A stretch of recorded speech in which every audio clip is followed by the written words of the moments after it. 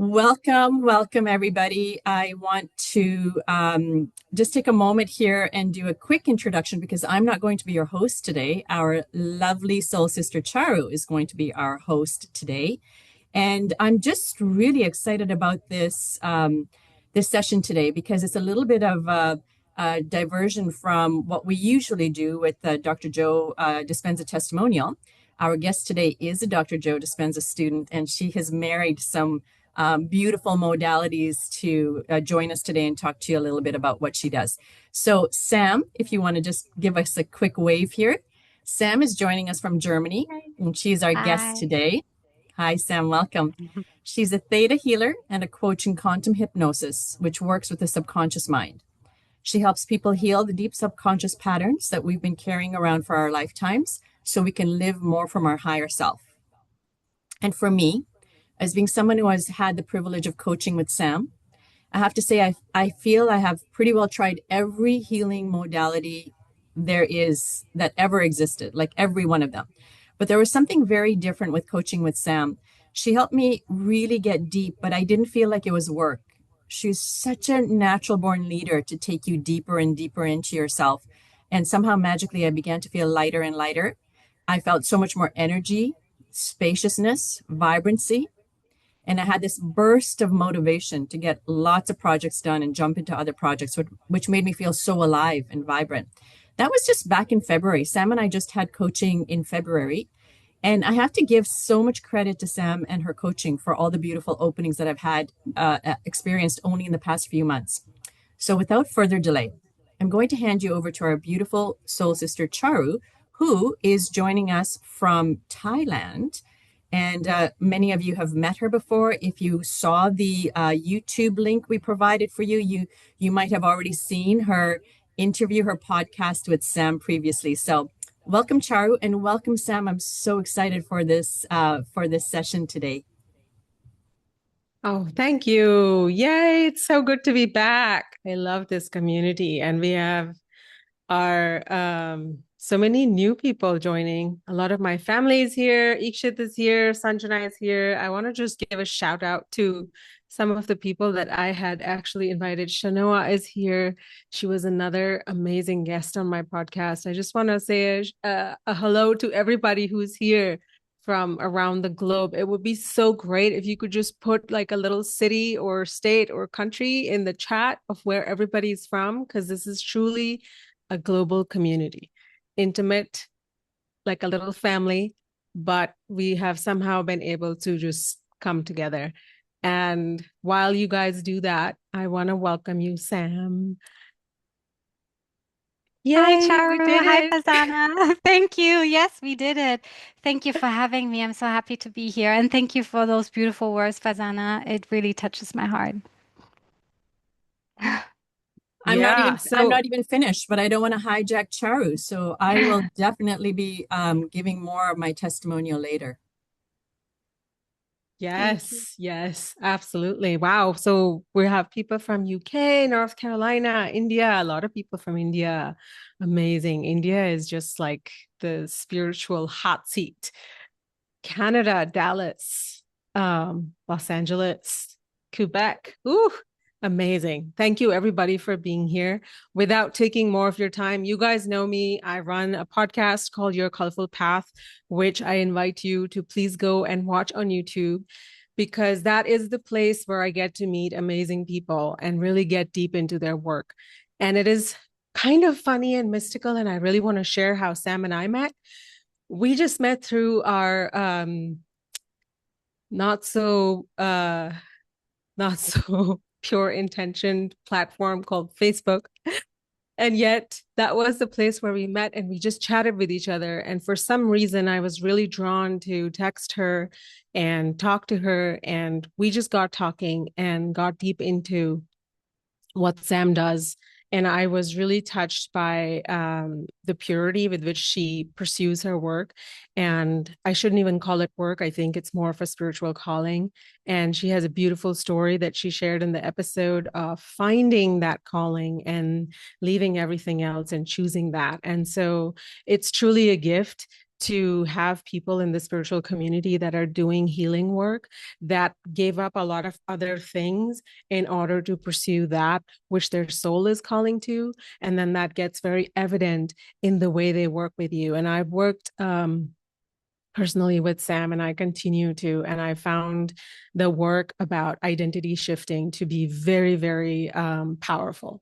And so without wasting a beat, I'm going to get Sam to tell us a bit about her. And I know you guys know her from the podcast, but we'll just do a quick recap of some of the things before we get deep into identity shifting and quantum jumping and higher self and all the good stuff. Yes. Thank you, Charu, for that beautiful introduction. I'm so grateful to be here, to be part of this community, and to be part of the Dr. Joe Dispenza community. I've been doing this work, the Dr. Joe Dispenza work, for over 6 years now, and I've been really immersed in this work. And I'm so yeah, happy that I get to do the meditations and go to those retreats that are truly life-changing. And I've also been a coherence healer for the last 3 years. And over the years, I had a lot of those beautiful mystical experiences that were really mind-bending and very transformational, where I got to get a glimpse behind the veil, so to speak. And at the same time, I've also been building my life in this real world, so to speak. Completed 2 master's degrees and started my business and worked as a healer and coach with over 100 people at the subconscious level. So I really love and enjoy helping people shift things around topics like fear or visibility or worthiness to receive, and really helping them to make those decisions in their life that help them step into the new ideal self. But it wasn't always like that. There was a time in my life where I felt really lost and disconnected, and like I was looping in the same behaviors over and over again. And I didn't know how to break through those loops. So I would do all my Dr. Joe Dispenza meditations religiously, tuning into all my intentions and feeling really connected for weeks and months at a time. I would feel really high, and I would know that this is the state that I want to live from. This is just the frequency that I need to hold in order to get my intention into 3D. But then something small, something seemingly small would happen. It would be a trigger or a small setback or a disappointment. And I would notice myself slip right back into the unconscious autopilot. And in those moments of being triggered, I would feel it immediately in my body. It would be like my stomach would drop and everything would tighten, and my mind would just start going like, how is this happening again? Why are you still dealing with this? I thought I was past this. And maybe I'm just not strong enough to create the life that I want. So I was losing clarity and I was losing trust. I was doubting myself, and I meditated less and less, and I would just eventually fall back into old habits and behaviors that wouldn't serve me. But I knew in those moments what I had to do to get back on track. I knew that if I just meditated, if I just kept connecting with my vision of the future, then I would get back on track. But there was something within me that just would give up.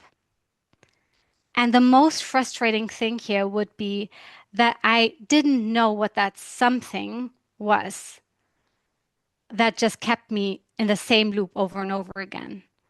So after all of these hours of meditation, all of the retreats, and all of the awareness that I gained, I was still in the same place. I was still looping. And that's basically where I made a decision and I decided I had to do something differently. something needs to shift. So I understood that it wasn't just about meditating more, just putting in more hours, just focusing more, and yeah, try to push my frequency up more. I knew that there was something deeper that I had to discover here. There was a message or a sign that was trying to tell me something. So I became something like a detective, and I wanted to know what is that something that is attached to me. Because it felt like that it was a rubber band that would just just pull me back into those old behaviors. And every time I tried to move forward and stretch, it will just snap me right back. So I then started to ask myself, what is this rubber band actually made out of? And how can I release this for good? Because I don't want to be looping anymore. So I took my magnifying glass and I looked into my subconscious mind, and I found that what was actually holding me back was the fear of growing bigger. I had kept myself so small because that's what I learned early on as a child. I learned that if I keep myself small, then I will be accepted and I can be safe. And once I questioned that belief and I released it, I could actually update the information in my subconscious mind. And I learned that life can actually be a safe space to grow and to evolve. And I can be fully myself along this journey.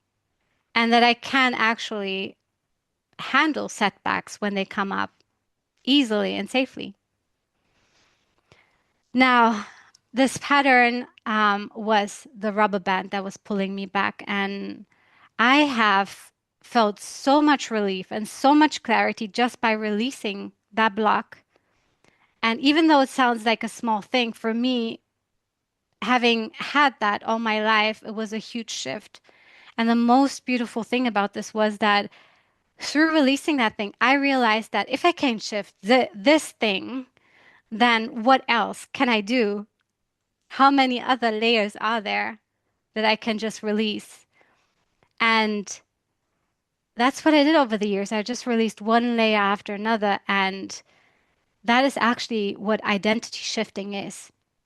So now looking back to a few years ago, I basically don't recognize myself anymore. I interact differently with people. I would pursue opportunities that would scare me earlier. And I just found a level of confidence and courage that I didn't have before. So I realized at some point that this was actually what I truly wanted. It wasn't about the big manifestations. This is what I wanted. Mm. So as a result, my meditations also got so much better and deeper, and that's why I am so passionate about helping other people experiencing the same. Wow. So many things spoke to me when you were speaking. And of course, we will get deeper into identity shifting. But before we even get there, I really want you to speak about this that I noticed when you were talking is that moment where you realize you're in a loop. You can see that things are not changing around you. Your life is the same. It is so tempting to stay the same and blame X and Y and everyone else and timing and Mercury retrograde and I don't even know what, right? It is so tempting to stay the same. What is it that makes one choose to not stay the same, to actually look? What made you look? Hmm. It was because I was fed up of repeating the same pattern over and over again. And through the Dr. Joe work, I thankfully had gained the level of self-awareness to notice that something is not right and that something is trying to communicate with me. Something meaning a part, a deeper part within me that wanted to change. So I've had times before where I didn't get to that point where I made the decision, and that was because I wasn't ready Or I basically, I think I didn't know that it was possible. I didn't know that it was easy to get to that point where I could release that thing.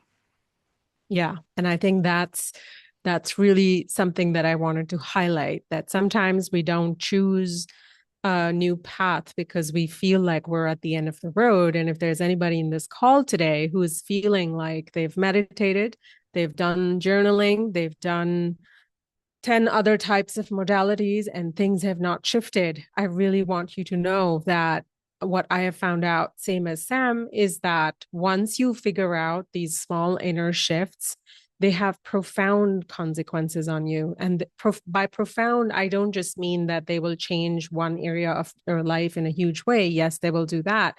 But it is kind of like a quantum level of change because you're changing something so deep inside you that was planted in you in such a strong place in your subconscious that when you actually change it and then rewire it to something positive and more elevated, that it actually has ripple effects in your health, in your healing, in love, in life, in opportunity, and also in how you live. And I love that you spoke to that you saw a lot of change in opportunities and all of it, but you really naturally became someone new. And that's important to know because we don't have to really try so hard at being someone new.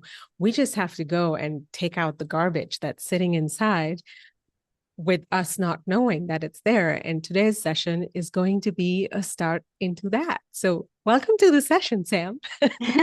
Thank you, Tara. So, emotions are information, right?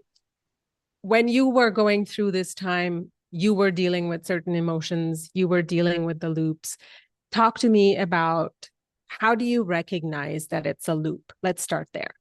Mm. So a loop is a continuing habit or an action you do involuntarily. You know that you're meant to do something different, but it just keeps repeating. So it manifests itself as being stuck or lost, disconnected, and yeah, oftentimes you can tap into that through the emotions that come up. So emotions can be felt very clearly, but sometimes it can be very subtle as contractions in the stomach that just happen every time you think of work or doing something for your business. Mm.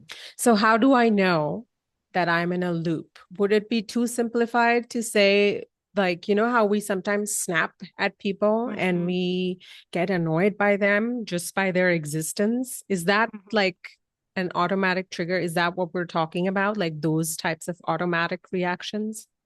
Yeah, it's those automatic reactions that just happen without you wanting them to happen. And it's usually when you snap and then you reflect back on it and you think, oh, I wasn't supposed to do that, or that's not truly me. Why did I do that? But you just keep repeating the same habits or the same actions. So you're stuck in it. So that's a good sign of a loop. Yeah. And who here, just raise your hand virtually or type it in the chat if anyone here can relate to doing something on the automatic day in and day out, or when you are doing a meditation and you've come out of the meditation nice and fresh, and then something happens and you react in the exact same way that you used to. I mean, both my hands are up because I do this a lot. Right? This happens a lot. And sometimes, yeah, very good. I'm glad. I think raise your hand just so you can recognize that we do it, because not because we want to like make a report card on you today and give you a A minus. It's not about that. It's about you putting your awareness on, do I do that? And yes, I do that. And that itself is a micro shift, right, Sam? Yes, absolutely. Awareness is the Okay. first step to shifting that. Yeah, lots of hands. Okay, so we are feeling like we've caught ourselves. We just got out of meditation and I'm flying in my enlightened skies, and then something happens and I see the face of somebody who really triggers me and I am triggered and I have reacted. And now I'm sitting and wondering, why am I so frustrated? Why do I have this boss? Why do I have this spouse? Or why can't I have my healing? So I'm in this zone. Tell me how you would say to like think about this, or how would I make a start? How would you make a start to shift that? So the first step would be self-awareness.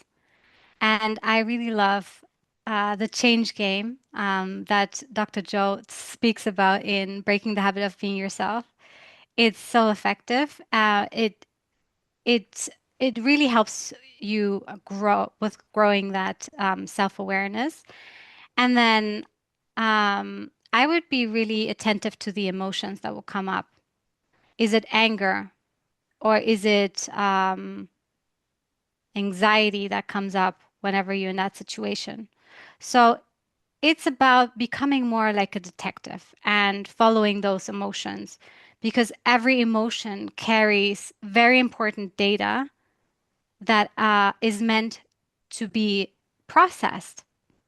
And in that data is also the key to your growth, something that will help you as a soul. So after detecting it and after looking at the emotion, it would be really good to then find the belief that's underneath that.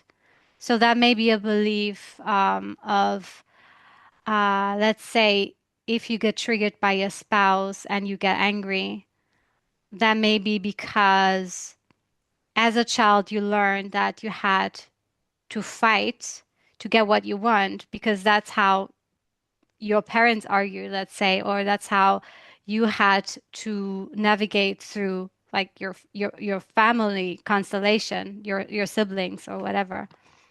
So it often origins in childhood, not always, but yeah. It would be important then to see what is the belief, where would it come from, and then shifting it at the root. Okay. But before we go there, let's take a step back because I realize that there are people on this call who may not have heard our episode. Is there anybody? This is going to be a report card, definitely. I'm just kidding. So, why I'm asking is because what I've learned about the subconscious is that it's not the thing in the front, it's the thing behind the front, right? So, I may say that I'm this, I'm this, I'm this, but I may act a completely different way, unknown even to myself. That's the subconscious, right? In the podcast, we give this example of like if you're driving a car and you're in the back seat, there is someone else driving the car and you can't control it. You're just going somewhere. You're being led. You have zero control over it, and you're wondering why we're going this way when I actually really want to go that way because it's your subconscious that's really in the driver's seat. Now, the other thing you said, Sam, let's talk about that a little bit before we get into identity shifting is what happens in childhood? Why that 0 to 7 years old time period is so important, and why particularly do our deepest beliefs get formed then, the good ones Mm, and the bad ones? mm. Yeah. So the years 0 to 7 are so vital because you are basically just in theta. And the theta brainwave state is a very suggestible brainwave state. So whatever you get taught by your caretakers or your environment or just the experiences you have, it goes straight into the subconscious mind because there's no filter. So whatever you hear or get taught as truth, you take it on. And the subconscious mind doesn't, it lives in that age. It's not getting older as you age. It stays the same age as as the age you were in when you got to believe that. Hmm. Yeah. And you know what just struck me is that in that time period, you are really developing. So there's not much that's like happening in terms of filtering out, but also your way of learning is observing the world around you, observing the behavior of your parents, of your siblings, of your friends, the culture, the society. And we all know the pool we're all swimming in, right? It's not the purest kind. And so that's where I think a lot of these beliefs get installed, because I'm watching what my parents are doing and they're doing their best from what they've got. But it may not necessarily be the healthiest thing, but I think those become like the definitions of love. And oh, if I need to get attention, I need to create some drama. That's how I get attention. I always feel like that's that's your subconscious training you in the beginning. How does that sound? Yeah, absolutely. Um, we don't really have the control to change whatever is in the subconscious mind from the conscious mind, right? As Dr. Joe says, it's only 5% that makes out the conscious mind, and the rest, the 95, is subconscious. So these patterns that we learn from our parents, they may not even be theirs. That may be even something that they learned from their environment when they were growing up. So that's why it's so important to really take note of the patterns that you're having, because it may not even be yours. Yeah, which is scary because it may be how generational stuff gets passed on, right? Because we're all passing it on kind of like a gift that nobody knows we're carrying, and we're just giving it to the next one. Like, you take it and you take it, and we don't even know. Anyway, I would not like my gift. So beliefs get formed early on. As children, we didn't question some of these things. They got installed. They are in our subconscious, back of everything that we do. And I kind of want to highlight why subconscious is so important. Like, why should you really care? Like, sure, I can just close the Pandora's box and leave it be. Like, how is it bothering me? Hmm. Yeah. So the subconscious mind is so important because that's where all the beliefs are stored, and beliefs create the emotions that you experience in your day-to-day life. Those emotions may affect the decisions you're making or the actions you're making. So when you have a subconscious belief that's limiting you and that's keeping you small, that's affecting your life in a huge way, because you then shy away from taking opportunities, from growing, from evolving. And yeah, it shapes your identity. So you may want a healing with your whole heart, but you may not be doing the exact aligned things that you could be doing to actually make the healing come and stick to you and be yours. Does that sound Yeah, appropriate as an example? yeah, absolutely. What I see a lot in people is as well this helplessness, because they so over-identify with those limiting beliefs. They think that's just how I am. That's how life always felt like. But when they start to look at that, like, oh, this is actually this anxiety that has I have always been feeling. That's not me. I can shift that. And then the question is, who am I without that? And the most interesting thing again here is when you learn that that's not me and I shifted that, then everything opens up for you, and then you can truly decide, who do I want to be? How do I want to show up in life? Mm, that's really powerful because I think well, I'll say me, because I don't know everybody here, but I certainly get things that are around me to begin to define me and become a really big part of my identity, whether it's relationships or things that I have done or even the obstacles I've overcome, but also uh, the feelings and emotions I kind of live in. They start to become so familiar that I think the boundary between that's an emotion you're experiencing, that's not you, gets dissolved very fast. And I think that's what you're saying, that there is a distinction. Like, you are kind of not separate, but you are separable from the emotion that you're feeling and the beliefs that you have. And if we could separate a little bit and identify and what needs to be changed, that is the start of the shift. Absolutely, I agree. Yeah. All right. So, oh, sorry. So we have a certain emotion that we feel that you said is a good clue if you're feeling it repeatedly and it happens on the automatic and it's making you take certain behaviors or making you not take certain actions. I think we can all relate to that. Is there how what my question is, what is the way to not get trapped in the story of it?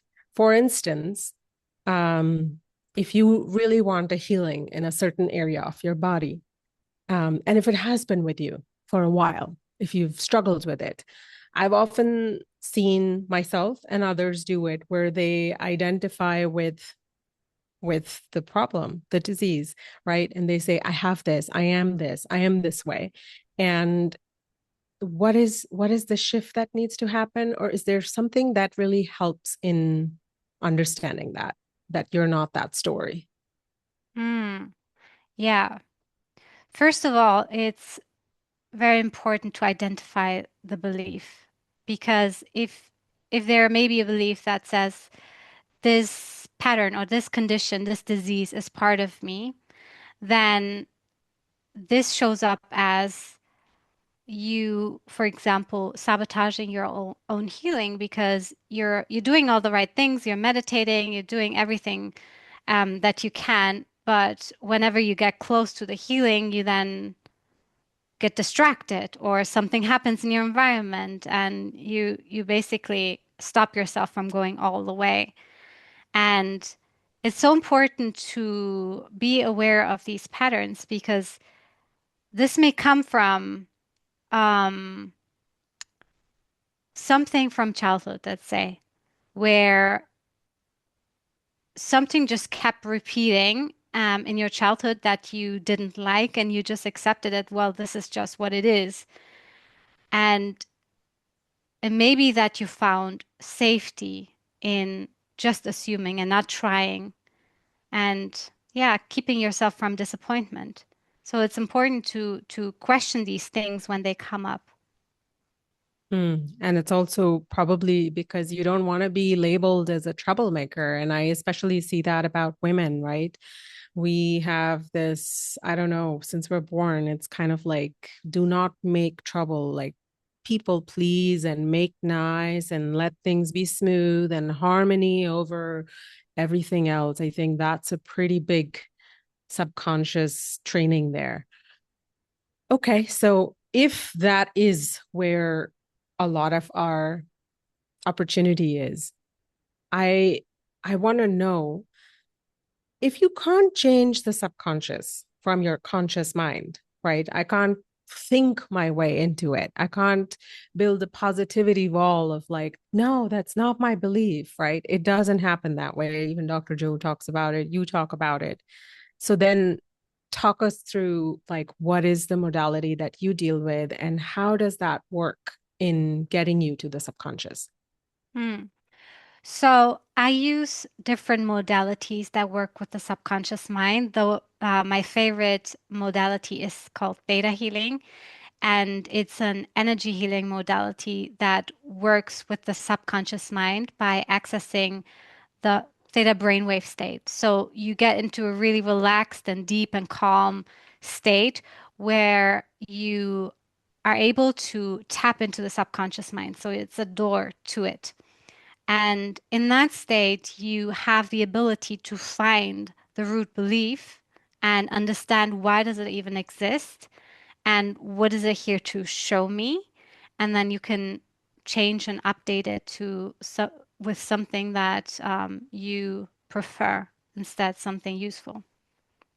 Interesting. So the most important part of that to me was that when you get to that part where the question is, you don't ask why this happened to me. You're not asking that. You're asking, and can you repeat that? Well, you're asking, how is this serving me?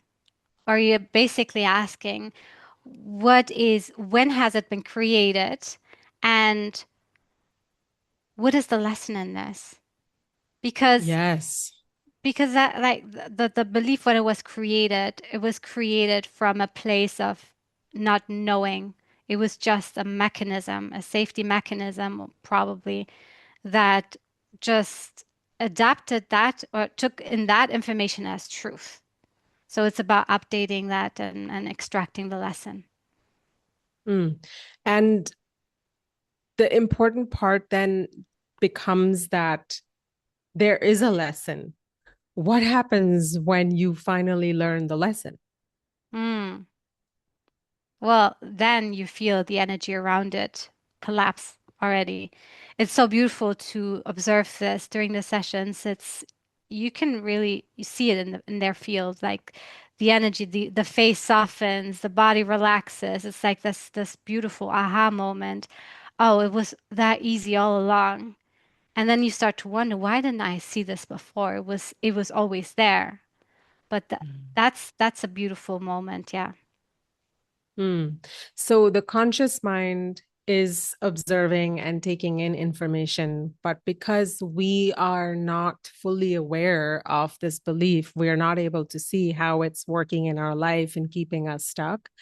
And so you're saying when we do the belief work, we find the belief, instead of asking it, why are you doing this to me? Why are you so difficult? We're asking, what is it that you're here to teach me? Or what is it that I need to learn? And once the lesson is learned, you're saying it just changes your fields, which means that probably explains why and how you created that profound shift where you just changed one thing and it had all these ripple effects in life. hmm Yeah. Yeah, absolutely.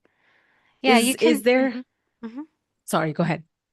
Yeah, you can look at it from a quantum perspective as well. If you see yourself as an infinite being, multidimensional, at every choice point, you create a different version of you that goes a different way. And when you choose to do this work, when you choose to change something and break the loop, you're literally creating a new reality where the old version of you doesn't exist anymore. So you're allowing yourself to shift timelines with every time you release an outdated belief. You know, that makes me think that explains why suddenly there are these spontaneous remissions. There are these things that just drop and shift in people's lives. And they themselves are saying, like, I don't know what, but it was just sudden. And I will speak personally here about in my work with you. We changed something small that I honestly, Sam, I didn't even think about it twice after that. And yet, like everything that was related to that belief collapse, collapse, collapse. And I was like, what is going on? It's like you're standing on an island with like these tall skyscrapers. You're standing in the center, and suddenly you're just like, all these skyscrapers are just collapsing around me. I'm standing in the middle, wondering, what did I do? And yet, I see now in that reflection of like, oh, I'm not an energetic match anymore to what was. And it was a powerful reflection because I didn't have to consciously create this experience of cleaning the slate. It just automatically happened. And I think that was really powerful to experience with our sessions together. Mm, that's beautiful. Yeah, that's how easy it can be. It's not about talking about the story, reinforcing the story. Oh, what happened when I was a child, and staying stuck in that. It's about finding that origin, so that like, the root of it, so you can dissolve it, and then you can see, wow, all it took was the realization. And the body is so intelligent, it wants to heal, but you need to make the step, right? So the moment you take a step and you look at it, you look at what is the lesson here, you integrate it, then it's like everything is collapsing around you. Yeah. It's beautiful. It's a beautiful experience. Yeah.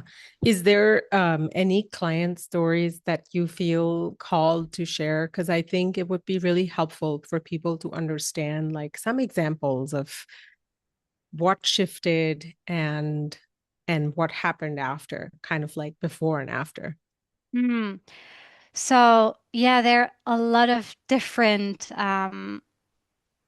client stories, people who have all sorts of conditions or challenges. But the funny thing about this is it's at the core, it's always the same. It's we're all dealing with similar things. So um, I today I think we decided to focus on three different themes here, right? Yes. So we have perfectionism, which a lot of people deal with. We I don't know have what that's about. I've never heard the word. me neither, hearing it for the first time. And we have that, we have self-doubt, and we have people pleasing. So, if you like, we can move Yeah, into let's this section, should we? yeah, let's do it. Farzana, are you able to share the file? You mean, sorry, share the file in the group chat, Yeah, we can do that too, or but you can just you want me share to it on the present it? screen? Oh, sure, Yeah. I can do that. Yeah, sure. Give me one. Yes. Meanwhile, I just want to know, is there anybody here who has never heard of the word perfectionism like me? Okay, so we chose three categories because Sam and I wanted to do something that everybody could relate to. I mean, it was a little bit presumptuous to think that everybody would be able to relate to these, but these three things we have found to be pretty much at the base of a lot of the nasty beliefs that we have, right? And they show up as perfectionism, as self doubt, and people pleasing. I just want to know from this community, am I alone in saying I can relate to all three? Who can relate to one or two or three? Jaya says, I have heard and lived with all three. Nice roommates. Who else? Everybody can relate to all three? Yes. Me. Very good. Very good. Is there anybody who feels like one of these three is really, really dominant in their life? Let's write that too. Which one feels the most sort of difficult to deal with or shows up a lot in your life? Oh wow. Tarek, that's you. Welcome. He says spiritual perfectionism was one for me, as well as regular perfectionism and people pleasing and self doubt. Well, welcome to the right club. Amisha, all three. Neelam, all three. Amisha, people pleasing. Yeah, perfectionism. A lot of people pleasers here. Self doubt. I think that's mine. I am a self doubter on many days. Hard for me to even say it. Sometimes Sudhir, all three, Ranjita, people pleasing, people pleasing. Wow, people pleasing is like, really, I need to have you guys in my circle. Like, please me. All right. Let's get with it, Sam. I'll let you Okay. take over.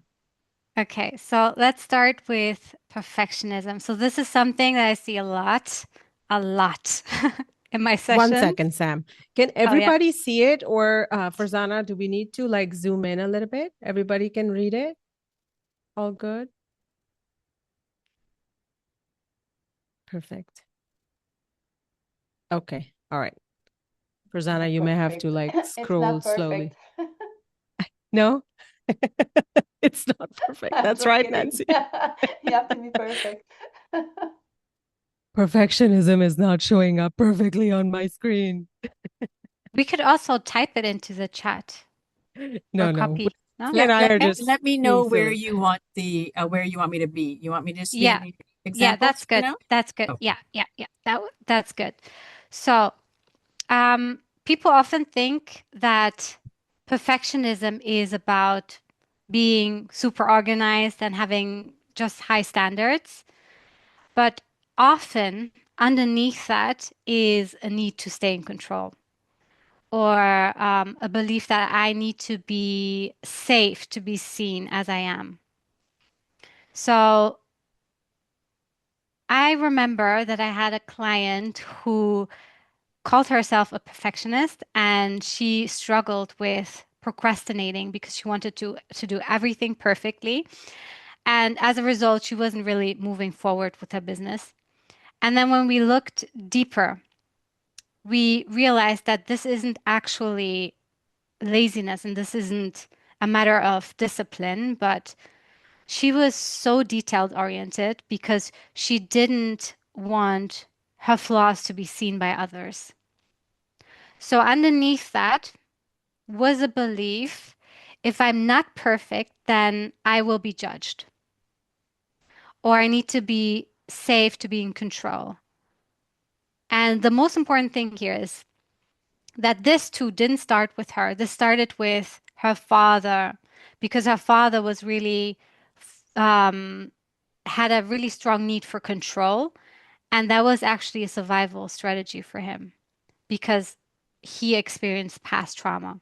So perfectionism wasn't a coincidence or anything. It was actually a protection mechanism, and it wasn't hers. So the moment she then started to understand that and really realize that not just mentally, but really shifting something in her body, that's when the release could happen. And the procrastination started to dissolve, and she didn't have to force herself to do her work, the work that she wanted. And the funny thing about this is that by letting go of perfectionism, she didn't the quality of her work didn't get worse. It even got better because she allowed herself to unlock the inner creativity that just wanted to be expressed. And as a result, she just became more productive and she had more fun along the way. So the number one insight that she had through doing this work was it's okay to be myself and it's okay to not be perfect. And again, here, this may sound like something small, but if you think about this is something that she's been dealing all her life and she identified herself with it, that means that that's so huge because it ripples into her life and she also realizes that, okay, I shifted that and I thought that's me. Now what else can I shift about me that I want to change? Yeah. I would love to go a little deeper into this. Farzana, if you can scroll up, because not only do you talk here about the examples of perfectionism, and the bottom belief is that I love that I'm only safe if I'm in control.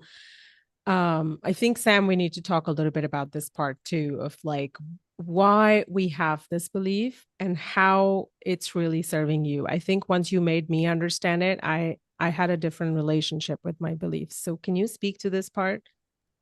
Right. So the examples are normal statements that we say about ourselves. We would say, yeah, I have high standards, or I really need to put in a lot of effort to make things work, and I will be judged if I make mistakes, etc.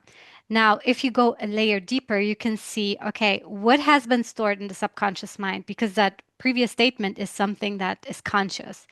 Now, below the surface, there is a bottom belief that says, I am only safe when I'm in control. And that belief may have formed in childhood when you weren't safe, or when you grew up in a household that wasn't safe for you to be. Um, I have and one then, example of yeah, this. go Sorry ahead. to interject, but I Yes, think yes, please. when in some households where children have to grow up sooner, they have to mature faster than they would because that's what the environment demands. I'm wondering if control then starts to begin to feel like safety because otherwise shit goes down and you're unsafe, right? Yeah, absolutely. And yeah, that happens a lot to the older siblings of the family, the eldest most of the time. Um, and it causes real trouble in your life, especially if you're on this healing journey and you really want to receive, you want to surrender, you want to upgrade your entire system. That can only happen if you surrender and if you let go. But if you are so used to taking control, then you won't allow that healing to happen naturally. Yeah, perfect. Okay. And then an important thing that keeps that belief in place is um, those reasons how it may be serving you. So that's why we listed here how this belief may be benefiting you. Those are um, safety mechanisms or just yeah, adaptations, right? So it may be protecting you from being judged or criticized or just staying safe in the familiar. And by being aware of the reason why it has helped you, you can then make a conscious decision. Do I still believe this, or would I like to let this go? Because I know that I can go through life without the fear of being judged and criticized, and I can be confident and courageous. Yeah, and some of these are really interesting, right? Like people, where are my perfectionists at in the chat? Farzana, who else? What do you think is like, does this resonate? How is this belief serving you? Do you want to share a little bit? I can share. Um, Only because I've also had the coaching with Sam. I can just say that what seemed like efforting, like I had to do something or undo it or figure it out, or like a lot of efforting, a lot of energy went into figuring it out. And again, that's part of the perfectionism. And also telling myself, I can't have that until this is done, until this is perfect. And that was stopping me so much. Like it was really contracting. And then after I had the coaching with Sam, I feel like it's not efforting, it's just being. Something just kind of floated away. And it's just now just being in a state of, I hear myself say that, no, you don't have to get that done in order to have this. You are worthy and you are deserving of having this. And that becomes an affirmation. And that really settles deep within me. I don't even know if that's answering your question. Was that your question on the perfectionism? Does it Yeah. resonate? Yeah. Yeah, absolutely. And you asked about the three things and people to choose one, but I think they're very connected. People Yes. pleasing, perfectionism, and I don't remember the third one, Yeah. but they trickle into each Self-doubt. other. Yes, yeah. Yeah, they do. But you know what? Thank you for sharing that. I picked on you because I know I can't. But this is so important because this was something that clicked for me in understanding that because I got frustrated. Like, why do I have all these beliefs? Like, what? I'm just full of these bad beliefs. And then Sam and I were talking about it, and I was like, no, they're protecting me and they have served me, and they may have actually protected me from very unjust criticism in my life. Maybe they, helped me avoid shame, which is not always bad. So some of these beliefs are actually protecting you and keeping you safe. I think what's important is that they don't get out of hand and take over your life. So then you're really safe in a cave, but you're not going to live in a cave, right? You're going to live your life and you're going to have your adventures. Um, okay, so people are writing stuff in the chat, and I think we need to talk about this because I'll read the ones that are about. Okay, Tarek is asking, where would overcomplicating things go under? Sam. Yeah. So overcomplicating things is a symptom. And it would be important to ask the why or what do you gain out of doing that? What is the mechanism behind it? And then you will see what it is. But overcomplicating things is definitely would fall under perfectionism, could be also self-doubt. Um, Yeah, yeah, yeah. it's an avoidance mechanism as well. Yeah. Yeah. Keeping the shame and the judgment and the criticism away. Yeah. Yeah. Yeah. Definitely. Yeah. So the question I would ask myself would be, um, what's the worst thing that would happen if things were easy, if I wouldn't overcomplicate things? And then Say that again. yeah, what's the worst thing that would happen if things would be easy, if I wouldn't overcomplicate things? Okay. Tarek, you Yeah. wanna you wanna you wanna give a response to that? That You was wanna join awesome. in? Thank you. Yeah, that was Hi. actually very helpful because the reason why I asked this specifically is like, ironically, a lot of my overcomplications have come from looking at my limiting beliefs, actually. Mm, And I had this story of mm, like, if I don't get rid of all my limiting beliefs, I'm going to be stuck. And I've been really big into like optimizing, but I've been so like trying to like optimize every single thing. Like look at like, okay, what's the lead domino? Like where can I find it? I got to think 80/20. Okay, there's thousands of beliefs I could choose from, but what's the right one? Where do I start? And next thing you know, like I'm kind of going in, this weird like spiral. What's the best modality? So I really appreciate that because it's really just getting back to making things just easy and simple and just like telling the subconscious mind and the nervous system that it's just cool. Like we don't need to do any of this. Like, yeah. Yeah. Thank you for mhm, sharing that. I used to struggle with that as well. I would take note of all the beliefs I would have and I would be overwhelmed because where do I start? What's the most important thing? Um, but when you do this approach from, let's say, a theta healing perspective, you would look at the biggest blocks in your life, and from there you start to dig, okay, what is the belief? What are the beliefs below that? And then you may get a list of beliefs, maybe like 5 to 10 beliefs that you would be able to come up with. And then the next important step would be to go a layer below that and ask yourself, okay, what do all of these beliefs have in common? That may be unworthiness, or that may be a fear of change, or whatever it may be. But by asking these questions, okay, what is below that? What is below that? You may find one belief that you can shift at the root instead of changing 10 different beliefs that just come up mhm. randomly, so to speak. So yeah. Yeah. Wonderful. Hey, Okay. Other perfectionists. Farzana has a question. Oh, sorry. Thank you, Tarek. That was me a few years ago, and what I just wanted to clarify with Sam, if you don't mind, Tarek, is you started, Sam, by saying that oftentimes, like we're trying to solve the limiting beliefs at the state where they were created in the beta mind, right? So what Tarek just said, I used to be in that high beta state, always questioning that mine was running a mile a minute. I was always overthinking things and whatnot.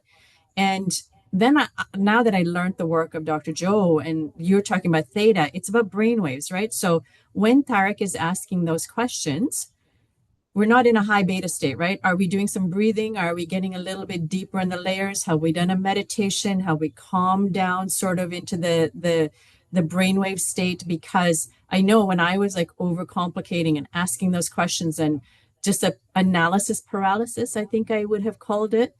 I'm still in that high beta, and it's like it just perpetuates the questions. So can we self-soothe ourselves into that space? I'm sure you might be getting to that, but I only learned that through coaching with you because I'm now realizing through Tarek's questions how much calmer my mind is, how much more spaciousness Mm, there is when I wake up in the morning and thoughts are not crowding into it. So I'm just curious, how would Tarek or how would I have done that sort of self-soothing for ourselves? that's a really good point, Farzana. It's so important to get into a theta brainwave state before you, or at least alpha, before you approach these things. Otherwise, you're just coming up with the worst case scenarios in your head and it just gets messy. So, yeah, I think what you're experiencing is as well. Um, you're going through the change yourself. And that process itself is so valuable because you know where you've been before. You did something differently and the outcome is differently. And it's easy. It feels natural. It's not fake.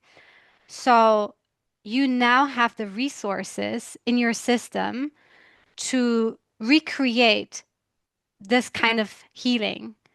And so that's why I think it's all about empowerment, self-empowerment, knowing that, okay, I had this thing before, I shifted it, and now I know I don't have to do the overthinking and talking negatively about myself or, yeah, over criticizing others. I don't have to do all of these things. I can just calm myself down and ask myself the real important questions. What is going on?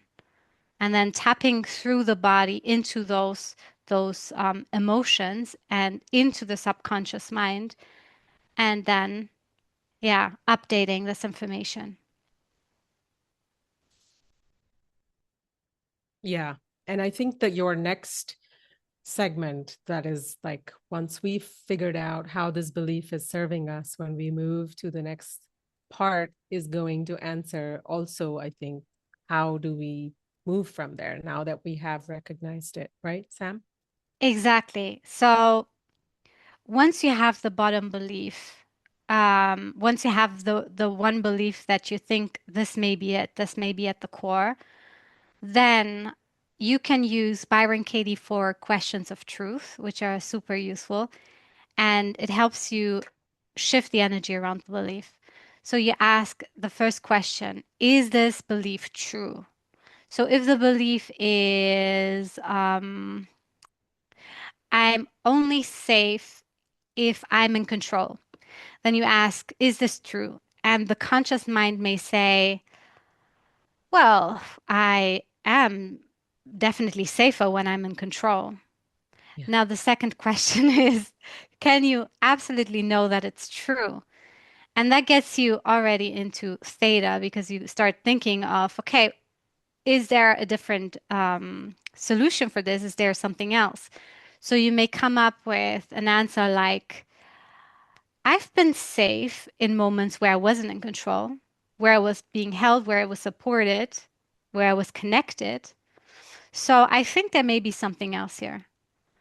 So then you ask the third question, how do you feel when you believe this? The original belief of I'm only safe when I'm in control. Well, I feel constricted. I feel um, not able. I feel limited and out of control, anxious, right? And I feel like I wish I could just surrender.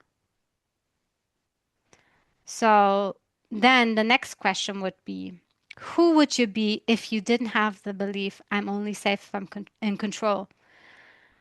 Wow, well, for a perfectionist, that's a big question because they don't know how to do it differently. Otherwise, they wouldn't have the belief. Yeah. So you then go into the possibility mindset. So you may think, well, who would I be? I would be a person that would get things done without pushing. I would be the person that would allow things to flow naturally. I would know when to act and when to surrender.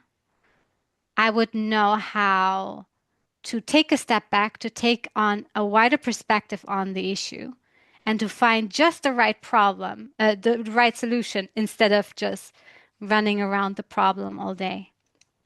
Mm. So, I would yeah, also not yeah, care about criticism, right? I would not care that much about other people's judgment of what I'm up to, what I'm doing, how my website looks, or any of that, right? That because when we were discussing before, one of the things you said about perfectionism was that you get too perfectionist when you just don't want to be criticized and you're afraid that you're going to be judged.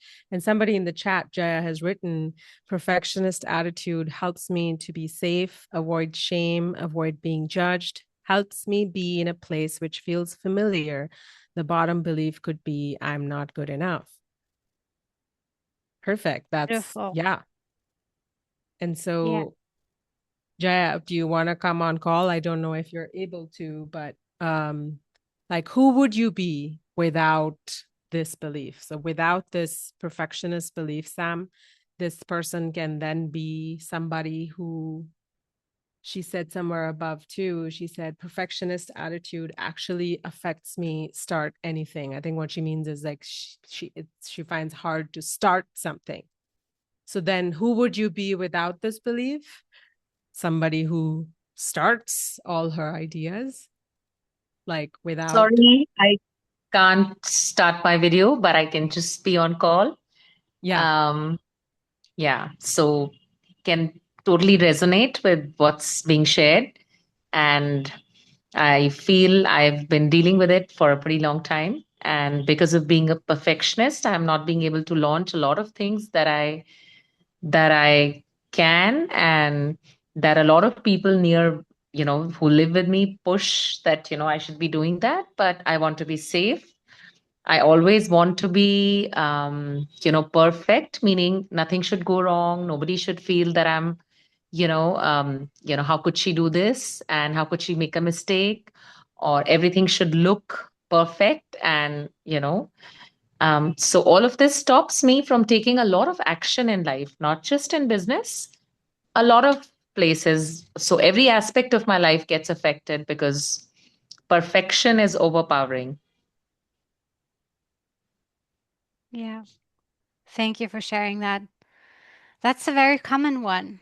And I think the helpful thing to do here is to really look into this fear of being judged or being shamed. And yeah, Mm-hmm. and tap into that and think about what is the worst thing that would happen to me if I was to be judged or shamed. What will happen to me? And then, if I don't know if you feel comfortable answering that, but if not, then you can just continue asking, okay, what would happen next? What would happen next? What would happen next? And then at some point you would get to the core, and it may be something like, if I am going to be shamed, I will end up alone. I'll be rejected by the tribe, so to speak. And True. yeah, True. true? Oh, okay. Yeah. Yeah. So if that's the case, then is this true? Then you can ask the 4 questions. Is this true? Are you going to be rejected by the tribe, or are you going to be, not accepted? And using your knowledge, the knowledge and wisdom you've gained through doing the inner work, through the, Dr. Joe work or whatever other teachings there may be, you know that this may not be true, that there will be people that are on your side, that will support you no matter what, and that you don't enjoy being around those people that would judge you and not take you for who you are anyway. So why not dare to be yourself more? Yeah. Yeah. Beautiful. So I want to ask you, Jaya, who would you be without the belief? Guys, I'm feeling so free to question her because this is my sister. Oh, cool. And I'm very proud of her for volunteering because I know it's difficult, but I know this will be profound for you, sweet sister. So who would you be without your perfectionism? Free bird. Yes, I I love mean, Beautiful. it. I feel so much like in prison of my perfection. It doesn't let me take any action, especially when it is that I have to put myself up in social media, or even for parties when I go and dress up. I actually want to be perfect, and if I'm not perfect, I choose not to go. Hmm. Yeah. Yeah, so if I don't have the perfect outfit, or if I don't have like the perfect thing that maybe like the theme of the party, I choose to just not go. I mean, I'm not confident enough to just, be there and be myself and let people judge, let people talk. I'm a little conscious of the way I am. Mm, So sometimes what happens is I may not be who I am in front of people. I mean, I'm just trying to maybe pose to be a part of it, or I mean, just not true to myself, maybe sometimes. mm. So this version of you would feel comfortable being yourself, wouldn't be overly focused on those details, but you would be present. You would be more, you would enjoy the process more. You would be more available for what's to be experienced. Does that resonate? It does resonate. So technically, I understand everything. Technically, Mm-hmm. if you ask me, I recognize, I'm self aware, I know it all, but I'm not being able to break through that. Hmm. Right. That's why you need to access your subconscious mind in this. So you have the belief.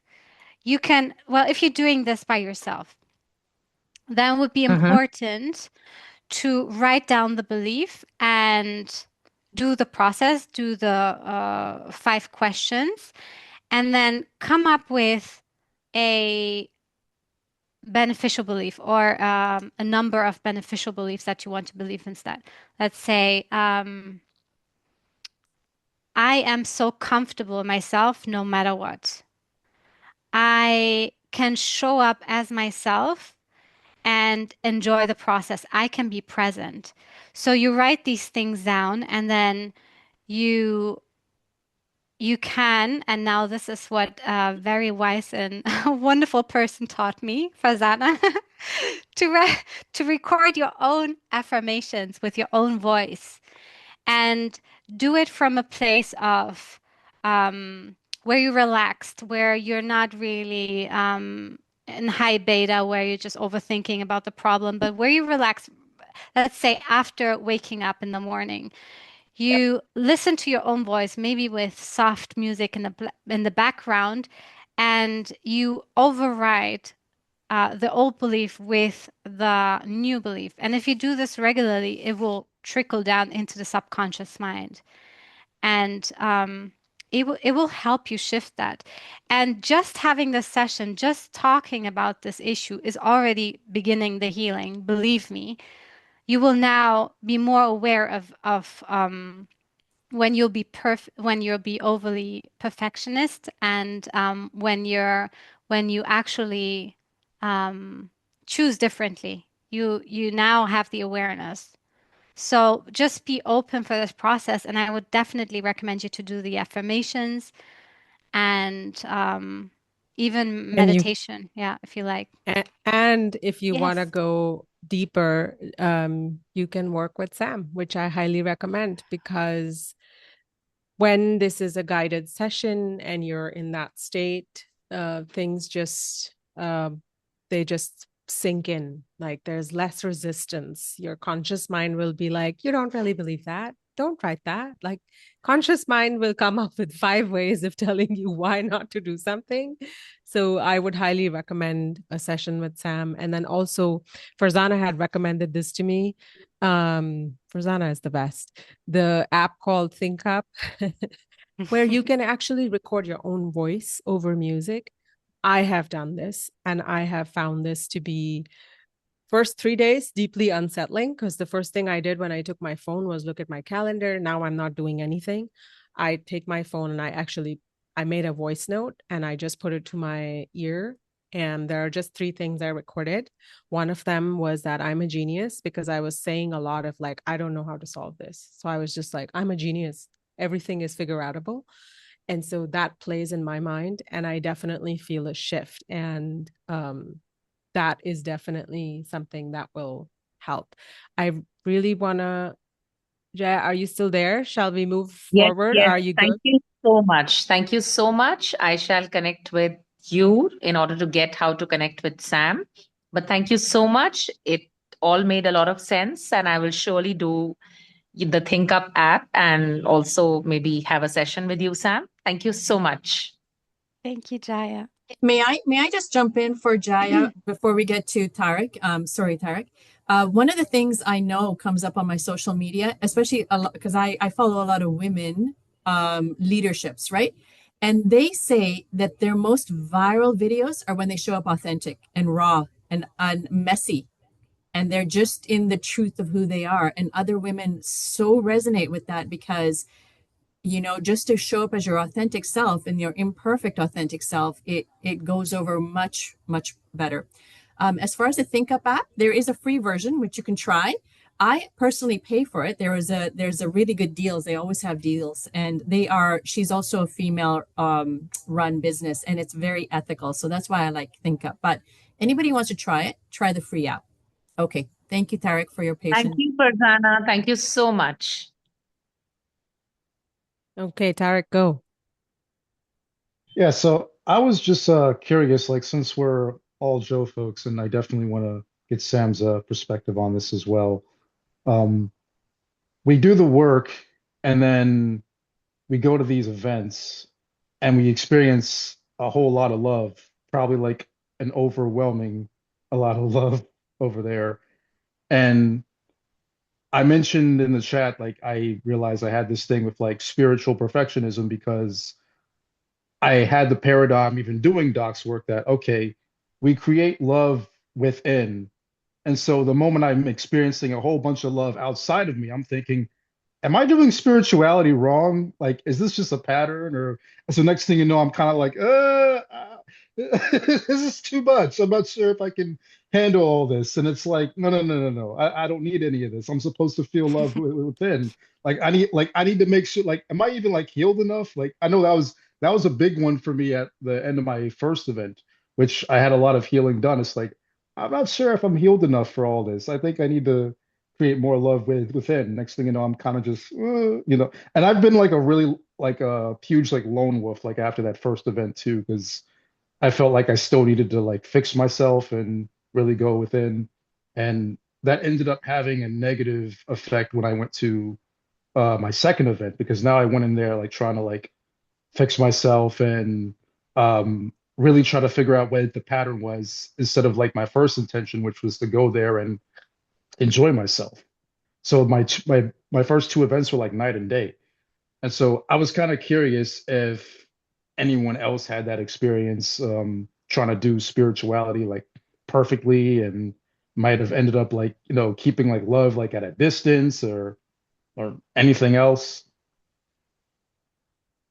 Beautiful. Thank you for sharing that. Yeah. I've heard a lot about what people experience.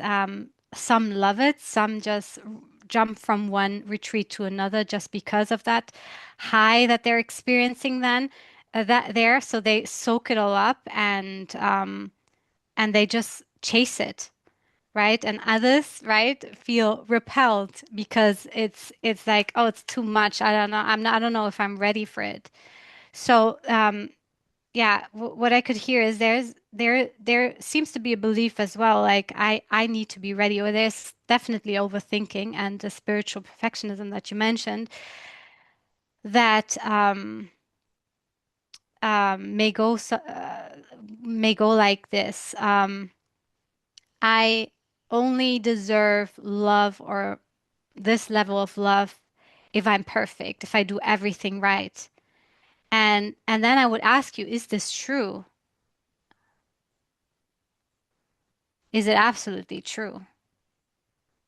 And then the next question would be, yeah, but how do you feel feeling that? Like it sounded like from you can respond here anytime whenever you want. Otherwise, yeah. I feel you. Yeah. You mind asking that last one again? So the belief would be, I need to be perfect to deserve that kind of love or to be worthy of that level of love.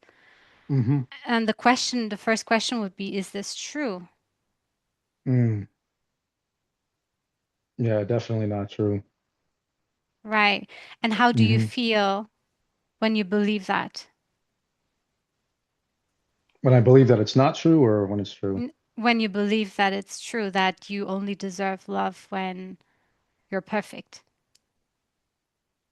Definitely gives me a sense of control and predictability. Almost like I can fill up, like I have to fill up like this quota, and when I fill it up, then I get what I need. You know, kind of like from like the old like hustle and grind mentality I came from. You like you work Mm, hard and then you get it. Then you deserve it when you put in your hours, your time. It's kind of right. ridiculous when I think about it, like for spirituality. It's like, did you like get enough like love, like units of love from yourself? You're not there yet. You're still missing a few units of love. Yeah. Yeah, that's accurate. That's how the subconscious mind thinks. Yeah, it doesn't always make logical sense, but yeah. So how do you feel when you have to hustle and grind? Oh man. Again goes back to the control, and I think it definitely benefited me back then because it was better than me feeling like a victim and that life was happening like to me. And it's like, Mm, oh, all I have to do is just like do like a lot of things and like learn a lot, just take action. Oh, makes sense to me.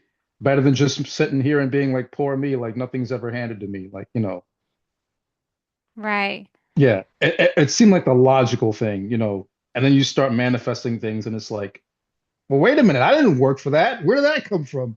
And then it starts like baffling you. At least Yeah. that's how it was for me in the beginning. Mm. So you get into control and you're trying to predict everything and you're hustling and grinding and just avoiding to be a victim. Now, Yes.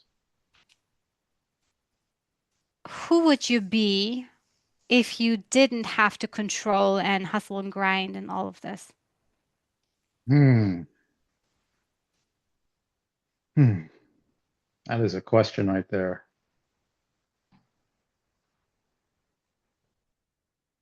And you Hmm. can see he's accessing his subconscious mind just right now. It's that Yes. easy. Yeah. Yeah. Oh man. So go ahead and think. All right. Yeah.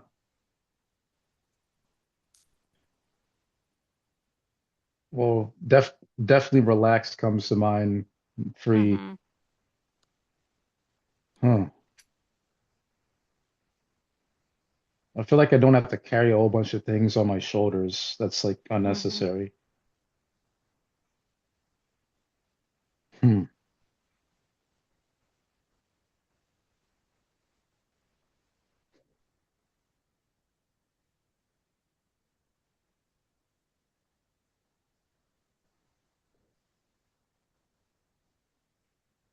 Yeah, that's what I got off the top though. Mm, beautiful. So you would feel relaxed, you would feel free and light, like you didn't have to Mm-hmm. carry this weight on your shoulders. Mm-hmm. Trust Beautiful. comes to mind too. Mm-hmm. That's been a huge one for me. Trust. Learning to trust more. Mm-hmm. Beautiful. So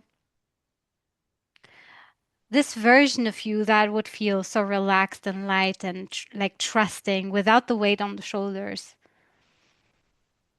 what other beliefs would that version of you have when it comes to love and being worthy? Hmm. I don't have to fight for love. I don't have to, I can just honestly receive it. Mm. Same thing with freedom too, because I felt that with freedom. I have to fight for it Mm. because I already am free. So what's the point of me fighting it? It's so crazy when I think about it now. I'm thinking, yeah, why would I go after it? I'm already.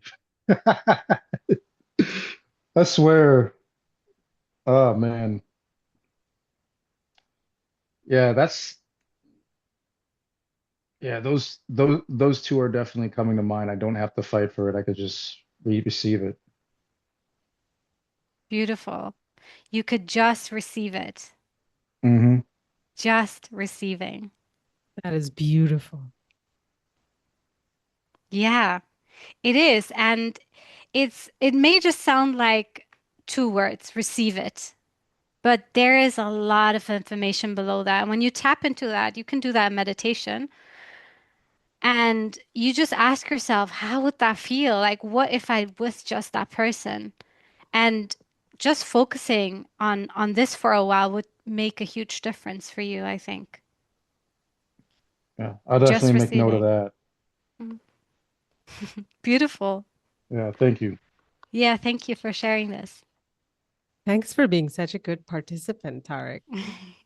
That was so great. Farzana has a question. I just wanted to say again, I resonate so much with Tarek. And the one question that came up is I have to work hard for the things I want.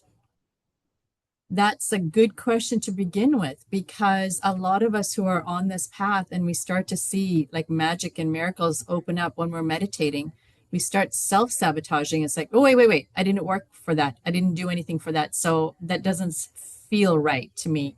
So I have to go back. And so I think that question popped up when you were going through that with Tarek. And that was beautiful. Thank you for taking him through that because that was really, really impactful to me personally. So I like the question, I have to work hard for the things I want. Because Dr. Joe is really talking to us, and you're just reinforcing that it's not about the doing, it's about the clearing the weeds in the subconscious mind. So that really jumped out at me. Thank you for letting me share. Thank you. Yeah, amazing. We have less time left, but I want to open it up to questions if somebody wants to go with something they've identified. I know that we were talking a lot about people pleasing. Amisha, since your message just popped up, I'm just picking up your name and I know you're brave enough to do this. Do you want to just go for this hot seat with Sam? Yeah, definitely. Hi, everyone. Hi. Hi. Hi, Sam. Hi, Farzana. Hi, Charu. So, I think I've realized that I am people pleasing, that I have that awareness, but it takes a lot of energy and a lot of my time to just always be thinking, if I'm doing something, is it out of love, or is it something that I want to do, or is it something that I'm doing out of just people pleasing? So that just takes up a lot of my energy. And and whenever I'm in thick of it, the thing that I've realized is I may not be very good at dealing with people's big emotions. So if I'm not people pleasing and there's this big emotion that comes up from people, if I'm not affirming them, if I'm not making sure everybody is okay and good, so that kind of unsettles me. Like I'm not safe. Like I may not be safe because they have these big emotions, and now I don't know what to do. Do I make them feel okay? I mean, that comes up to mind whenever I think of me in a people pleasing situation. It's been loads better now, but still there are part of me which feels unsafe during that process whenever I'm trying to be a little different around people. So yeah, that was my thing around people pleasing. Yeah, that's beautiful. And I see that a lot in the people I work with. Uh, I see this a lot in healers and in caregivers or people who just feel deeply and who are in this space. So it it can look like something that is just kindness and very supportive and just being there for others out of love. And that's beautiful. But as you said as well, you're not sure if it's just out of love or if there's something below the surface that wants to be seen. So it it just in those cases it's often something like you have the responsibility or you take the responsibility to carry everyone, to fix everyone, to make sure that everyone is fine. Because if not, what's going to happen then?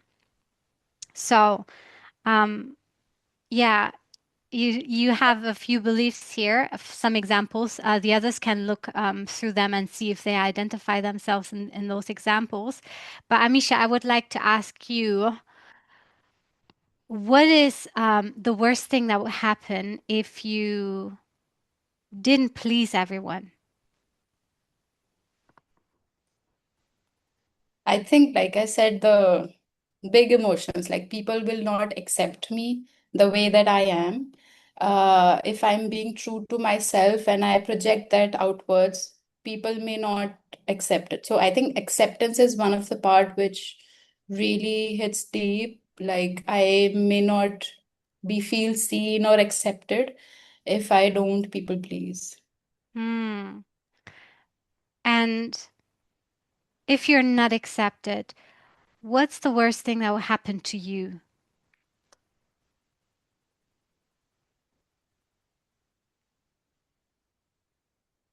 I think not physically, nothing is nothing worse is going to happen, but I think emotionally, because there is a lot of things that's happened in the past where this thing has happened. So maybe it's only my own emotions. I mean, it's my internal state which is not going to be okay. Realizing that I'm not heard and seen in that way.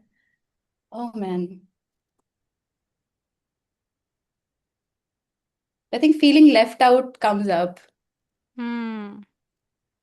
So it's really beautiful what you can observe when you ask these questions because you immediately see the person go into theta, accessing the subconscious mind, because this information doesn't live on the surface. This is below. So when you take the moment to access this information, you just thought of a moment where it happened or something that happened to you and where you made it the decision probably, and then it went even deeper and say, I was left out there.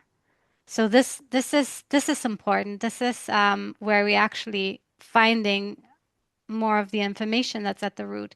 So,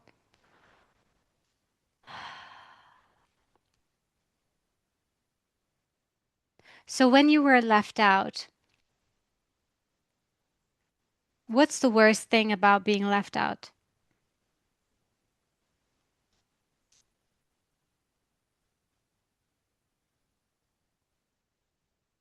I, I think feeling alone and scared, like don't know what to do when you're in that situation. Yeah, I think, yeah, feeling isolated even, like, Hmm. it's this sense of the opposite of not belonging. It's like complete opposite spectrum of not belonging. I Hmm. think, yeah, that comes up.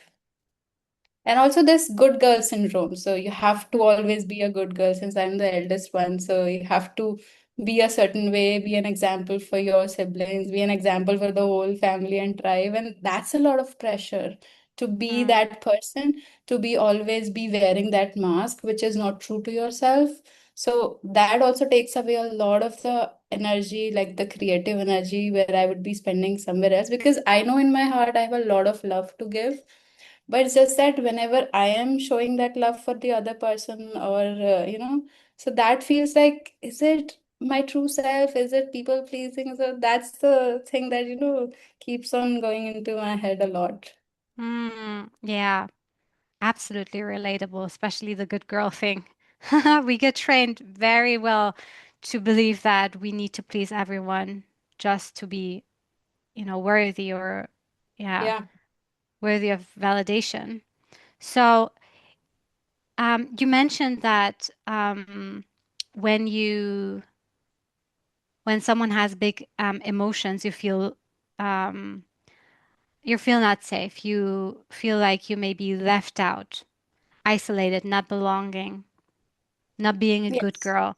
Now, knowing what you know as an adult and on this spiritual and a personal development journey, is this true, or is there something that is more true?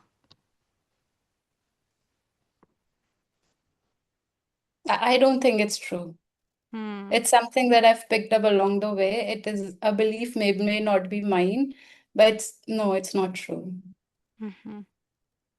And what would be more true?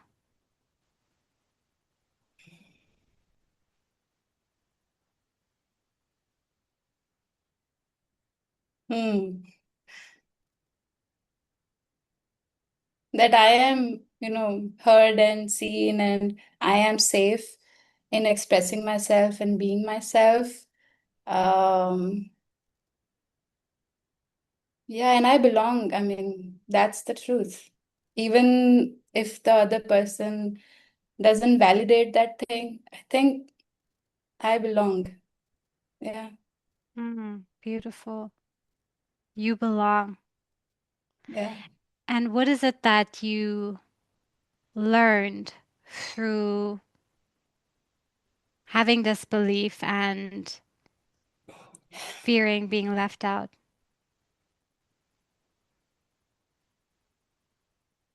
What did I learn?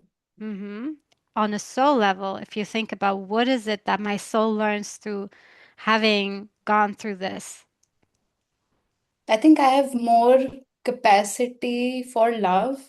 Being going through that, I've realized that I have more capacity to deal with other people, being true to myself. Like my soul at its core, it's infinite, it's boundless, it is timeless. So there's no concept of feeling limited when I see through my soul. So all of this belief that I'm not safe, I'm not, I don't belong. At the soul level, these things are not true. Right. So who would you be? What would your personality, your identity be if you would believe that and live from that place that you know that you're being heard, that you're being seen, that you can be yourself, that you belong, that you have all this capacity to love. Oh wow, who would I be?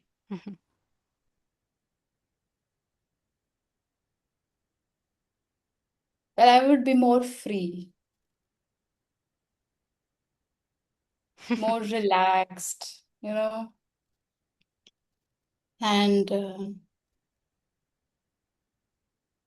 receive love, receive all of these things. Because right now, I think it feels like I have to be a certain way, do certain things to receive. But yeah, so much free and so much relaxed. Like, Hmm, beautiful.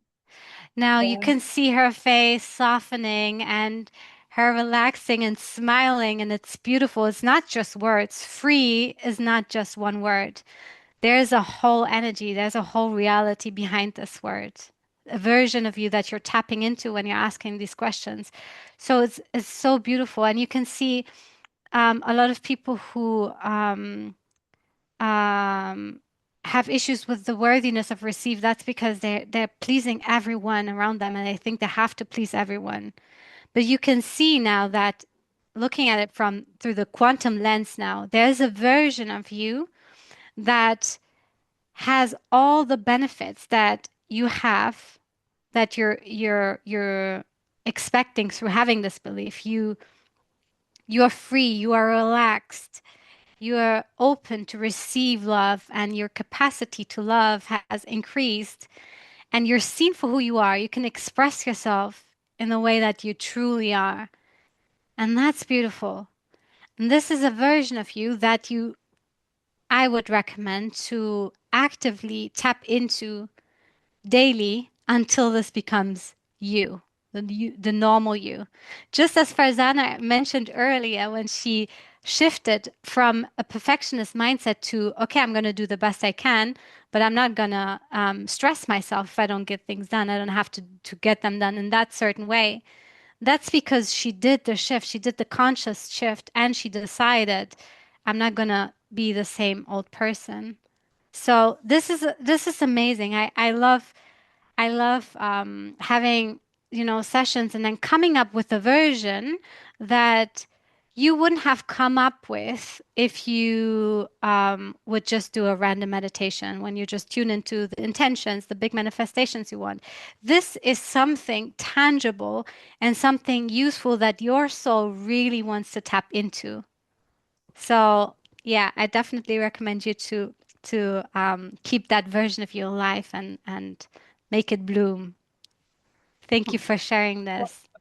Wow, thank you so much. I feel so light, and I don't know, I'm getting a little bit emotional because realizing that I have that version, I can be that version. I mean, oh my God. Yeah, and it's easy. It's easy. It's you don't have to do anything externally. It's just a realization. It's just deciding, okay, it's time to update this information in my subconscious mind because it's irrelevant. It's not even true. We ask it. It's not true. So why not go in and just make a different decision? Yeah. Oh wow. Amisha, Yeah. Amisha, you should So, go and look at the recording because there is a clear difference between when you started the questions and now. Like there's a shift in you. yeah. Thank you Yeah, you so can much. see a Sarah. glow. Yeah. Beautiful. Thank you. You can see it. Yeah, that's why I love doing this work because literally see the shift Yeah. immediately because the soul is just waiting for that moment where you can just finally let go of that layer and move forward. Yeah. Yeah.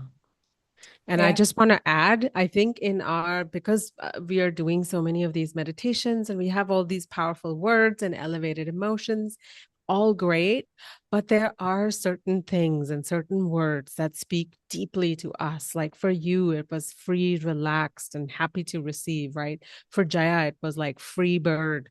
It's her word. It's her anchor. These three are yours. There are three that are mine. And I think when we then start putting our attention to those specific things that speak to us, I think the changes are more profound. All Yeah, right. Absolutely. definitely. The clock is ticking. We had some people who were talking about self doubt. Who wants to go next? We can do one more. Come on, self doubt people. I am a self doubt people, but I don't want to take the limelight anymore. I think Does Terry anyone want Cat to go? also has a question about but reprogramming. All right. Yeah, if If we no got one wants time. to go, yeah, let's wait for if somebody wants to talk about. Do we Yeah. show me a show of hands? Do we do self-doubt? Shall we go with, shall we get Sam's thoughts on self-doubt? Yes, yes, yes, no. No is hands down and yes is hands up. Okay, so let's do self-doubt. Okay, but nobody wants to go. Okay, so So let all me right, just Sam. say a little bit Yeah. about it, and maybe someone may recognize in it, may recognize themselves in it. Um, so self-doubt is often mistaken for being humble and wanting to be liked, and it basically keeps you from disappointment. So some of the examples here are others know better.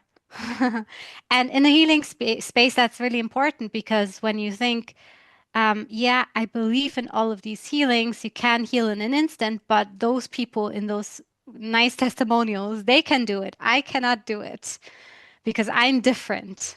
And that's a big one. Another one is the fear of making a mistake. What if I choose wrong?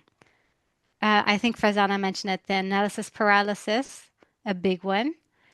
And yeah, and all of these things that keep you from trusting in yourself. So what I have seen along the way as something very common is the fear of being disappointed because you may think that you may not be fine if you make a mistake because you may think that something disastrous will happen. You will not be able to recover yourself from this mistake and you will forever regret it. But then if we ask, is this true? It's not. You got all the tools. You're here. You know what to do in those moments. But it's still in the subconscious mind. So it takes some active work to instruct the conscious mind to program it with new information that, yes, I do have the tools. I can go through with it and I know that I will recover from whatever. And I know it's not about doing everything perfectly and not failing, but it's about trusting myself along the process. And trusting myself means not abandoning myself when it gets hard. So what we're truly afraid of is that we're taking a decision and then we're left alone. We're stranded, no one inside, no one that can save us. But the truth is, you are your own savior. You can decide that you will be by your side no matter what happens, and you'll be fine. And that's a really important perspective, because if you understand that it's not about doing everything perfectly, but it's about not leaving yourself behind no matter what happens, and that you have the tools, right? So it's really useful to go into subconscious mind and yeah, program yourself with I can trust myself. So if Mm. there's anyone that has something, please let us know. Come on, guys. We can do this. We can all relate to self-doubt. I mean, so many things we say all the time, right? I don't know the answer. I don't know. I don't know. Lucy, yes, go for it. Thank you. Myself, so thank you, Sam and Sharu. This is the first time I meet you and Forenza. I'm very excited to be here. My self-doubt is, I don't know if this is actually aligned, but there's this voice in my head that always says, "You'll never get it. You'll never get it." And it's not you'll never get there, it's you'll never get it. Mm, You won't grow, you won't have mystical experiences, you won't, um, yeah, you mhm, won't remember all of this. mhm. So how do you feel when you think about the statement, you will never grow? Frustrated, Hmm. yeah, and Frustrated. and sad, frustrated and sad. Hmm. And where do you feel that in your body? Right now, I feel it in my heart space, my chest. Mm. Now, you can tune into that heart space, that feeling in your chest, that frustrated and sad feeling. And you can actually access the first moment you remember feeling this. And that's a very good indication of where it started. So feel free if you want to tap into that moment.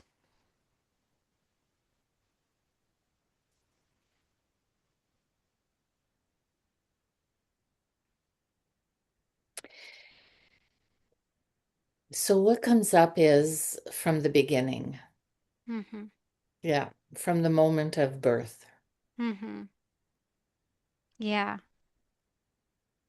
So beliefs can exist on many different levels. They can be formed in childhood, they can be taken on from our parents, but they can also be on a soul level. Sometimes it can also even be a past lives. But sometimes this may be something that the soul carries, that the soul wants to resolve here. So this is a really good indication that this may be a soul life lesson for you, something really important for you to look at and to yeah, dissolve. So how has it been serving you to carry this belief you'll never get it? It's kept me small. It's kept me stuck. It's kept me distracted, Mm. And like what would in a happen? Mhm. loop, huh? In a loop. Mm. So what is so important about the loop? Yeah, good question. How is it helping you to be stuck and in a loop? Yeah, yeah. At the beginning, when you talked about, in my words, what I interpreted as greatness, Mm. not in comparison to others, but living my purpose, Mm-hmm. being in living my purpose in terms of bring, being love, bringing love, being love, not what I do, but in the beingness part. Mm. So it's important to be love and to bring love. Well, it's important to be my true self, Mm. to live my truth, to to be what I believe as pure essence, Mm. and to be a representation of that in my humanness. Mm-hmm. And how is being small and stuck and distracted holding you back from being that, being the truth? How in in every way, Hmm. in every way, and perhaps maybe in the way that I identify more with my body than anything else, Mm-hmm. than my soul, or being an extension of the divine, or yeah. Mm-hmm. So what is the truth when it comes to identifying yourself with the body versus with the soul?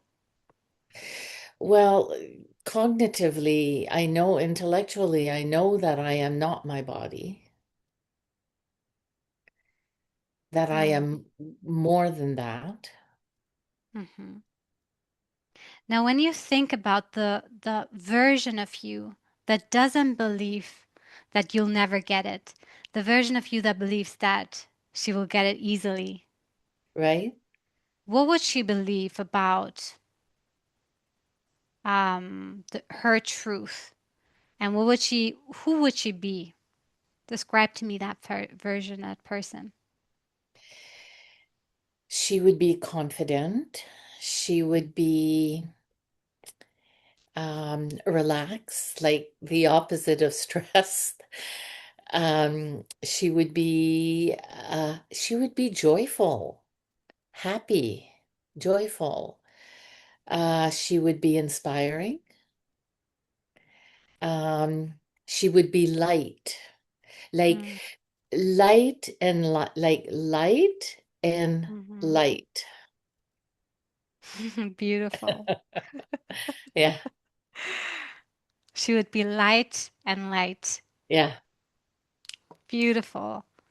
So, is there something that's holding you back from being that version of you? Fear. Mm-hmm. And fear, but I'm not quite sure specifically what I'm afraid of. Mm. Perhaps afraid of being judged, afraid of being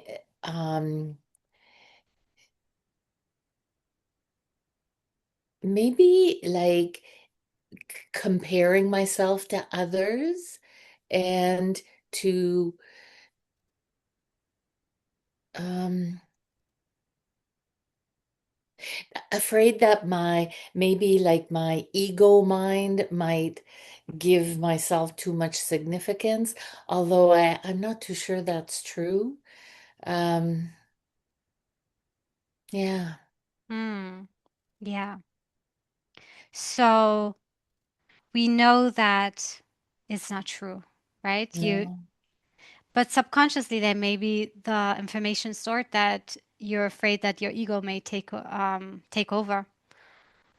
That's yeah, often the case. You know consciously, no, that's not really what I think, but deep down that may be the thing that's blocking you. mm-hmm, So, um, yeah. So if there's something on a soul level that you can't really explain, it's really important to connect with that version, that new story, the version of you that's confident and joyful okay, and happy and inspiring, and to really connect with it and program yourself with it, so to speak, so that it doesn't have the grip anymore. It's basically telling your system, okay, we're here now and we're ready to let this go. This is not me. This pattern, this belief, this voice that I've always heard in my life, that's not me. And I'm ready to let it go.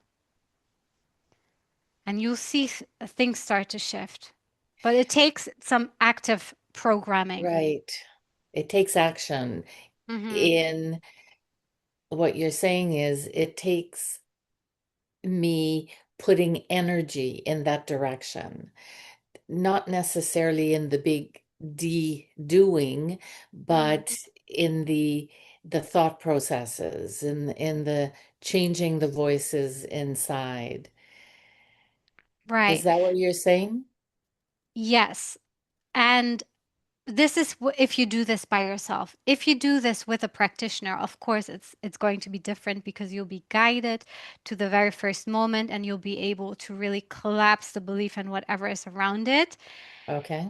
But you can do this also by programming yourself in the way that you just mentioned, by not, I mean, doing is part of it.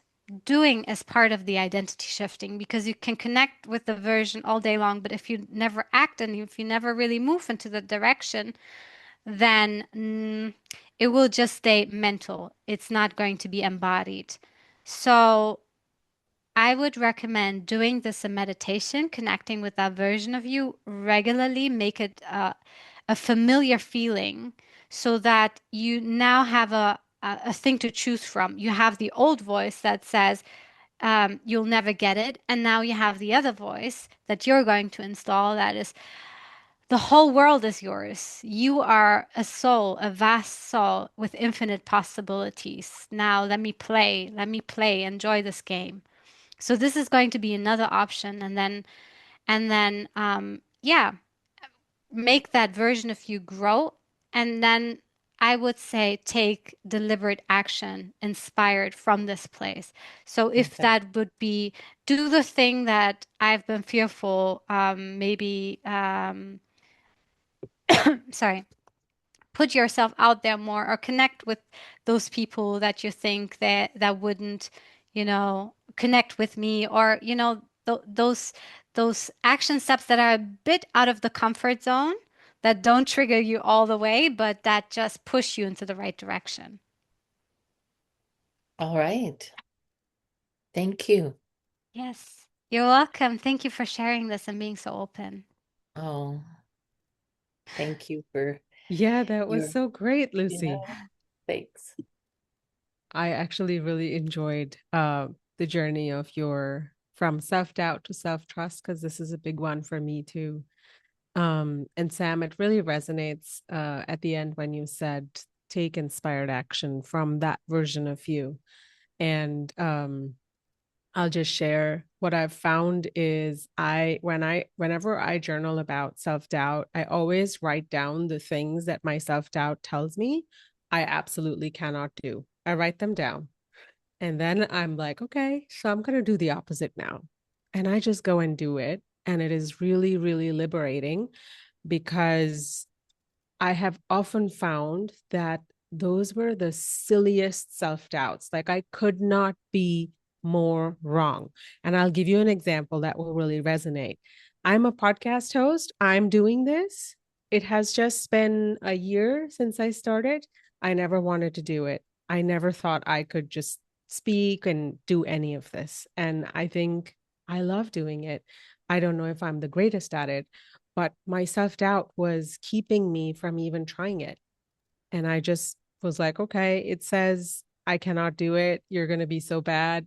Like, people aren't going to say this and that. And then you will end up disappointing yourself. And, the loops of the 10,000 things that will go wrong.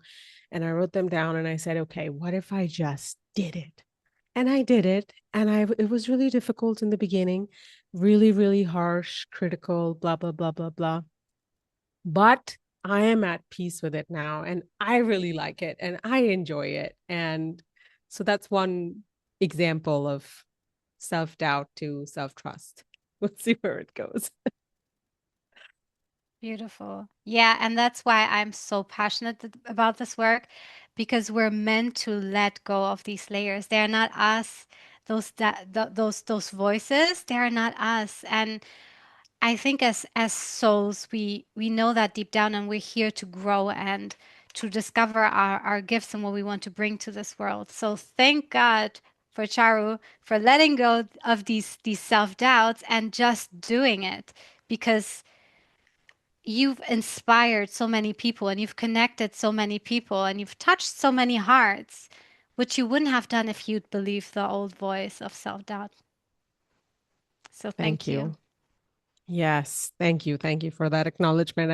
I swear to you, I did not want to just soak in all this love. That is not why I shared it, but I'm happily soaking it in. I receive it with a lot of grace. Thank you.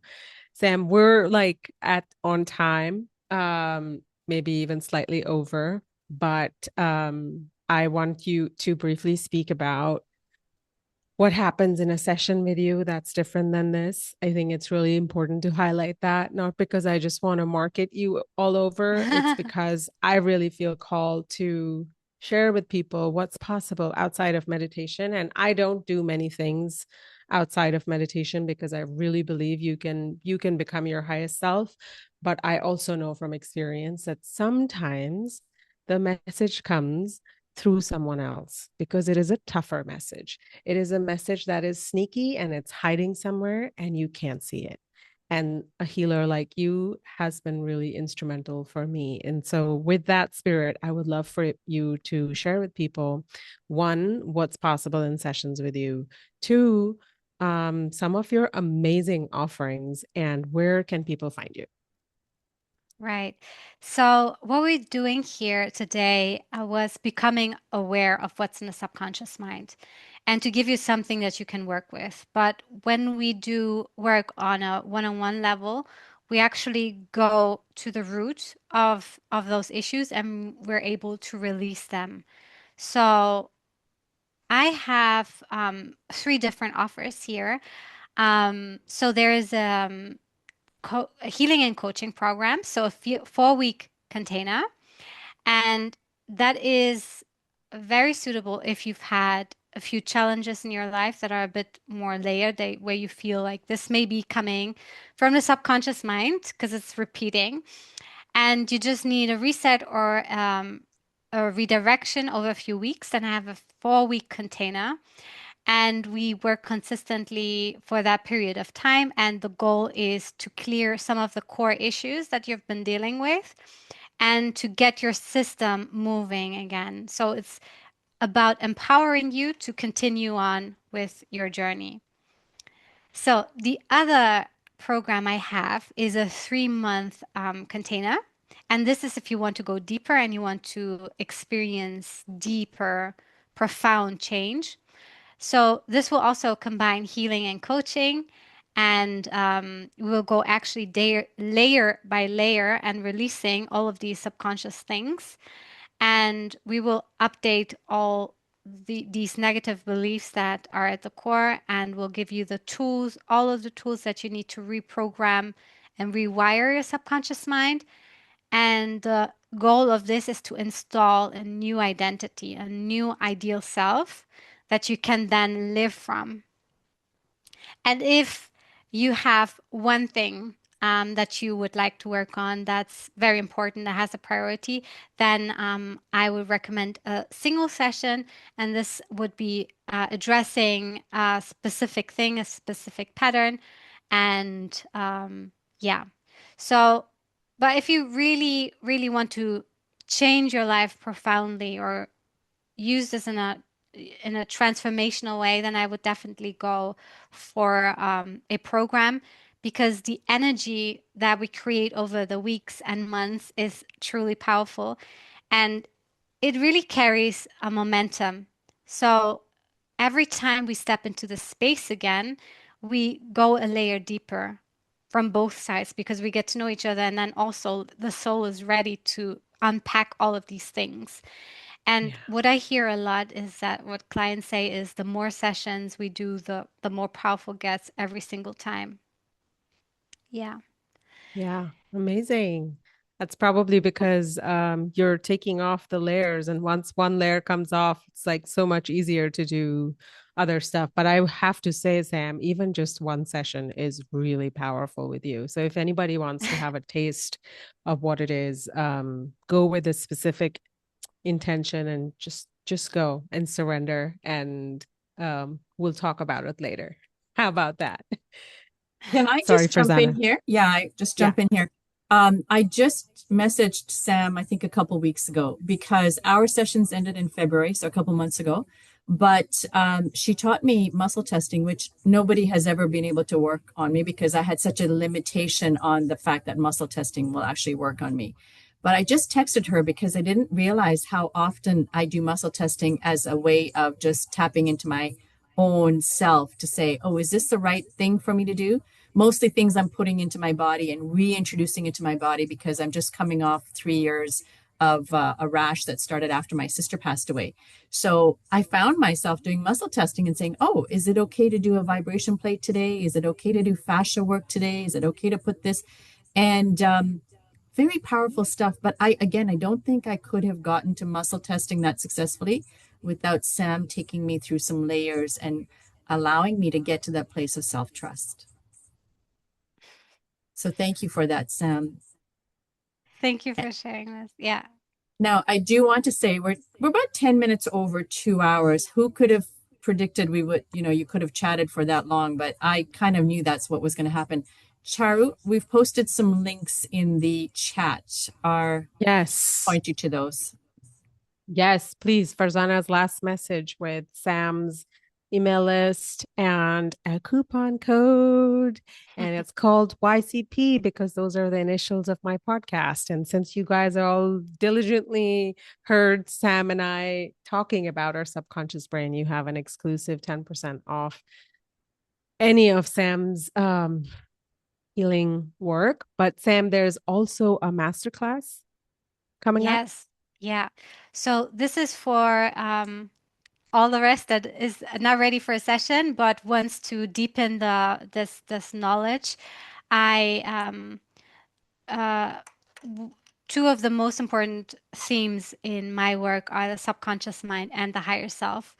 And the higher self is so important as well because it helps you bring in a brighter and wider perspective of who you truly are and where you're going. So the subconscious mind is about finding out what happened in the past or what's stored in the subconscious mind, and the higher self is there to guide you towards how to find what is your potential. How can you tap into the innate knowledge and intelligence you have to bring in opportunities, to bring in your ideal self in the most efficient and easiest and most joyful way. So, this topic of the masterclass will be how to bring your higher self into your daily life. And yeah, it's about connecting you with your intuition every day so you can naturally raise your frequency from a place of truth and not from a place of trying or forcing. So yeah, to stay up to speed with what other things I will offer, meditations and other masterclasses, webinars, etc., feel free to subscribe to my email list. Just remember that you need to confirm the email that you receive, otherwise, I won't have you on the list. And yeah, I think those were the most important things. The masterclass will be in 2 weeks on a Sunday at the same time as today. So whoever wants to join, feel free to join. Go sign up on that email so you get a email response for when that masterclass is. And I've done higher self work with Sam, and I would highly recommend it. I think there is something innately powerful about listening to your higher self talk to you. I don't think many of us have had that experience. And when it does, it speaks in a way that you just know it's you, but it's that highest version of you that's telling you what's possible. Amazing. I know we had one last question, but I know it's late. I'm going to wrap up the session. And how about we take Tarek's question after? So if anybody wants to stay, they can. But Sam, I don't have words to describe how moving it is when somebody has an entirely different path and they decide to go off the beaten path and do the thing that their soul is really calling them to do. And you've done that, and it's kind of incredible because it shows through in how you speak about your work and how you explain things, and in the profoundness of the sessions that I've experienced, Farzana has experienced. And thank you so much for coming and preparing the three crazy things that we're all dealing with: perfectionism, self-doubt, and people pleasing. And I think in today's session, we all are leaving with a little bit more awareness of where we were. And I think just in doing this work with you, something has already shifted because it's not hiding in the back there anymore. It's out. And that's all thanks to you. You're incredible. And if anyone else wants to say anything, please show your love, and you can unmute and go for it or write it in the chat. Sam, Thank this you. is amazing. Thank you so much. Thank you so much, Charu, for doing this with me and for those beautiful things that I could learn just from being in your space. And I love having this conversation. So thank you for bringing the opportunity to me, and thank you, Farzana, as well, for having this beautiful community and for bringing your wisdom into everything you do, and for being inspiring. And I've learned so much just through the interactions we had as well. So you are amazing, both of you. And thank you to all of the people who share today in the chat and live.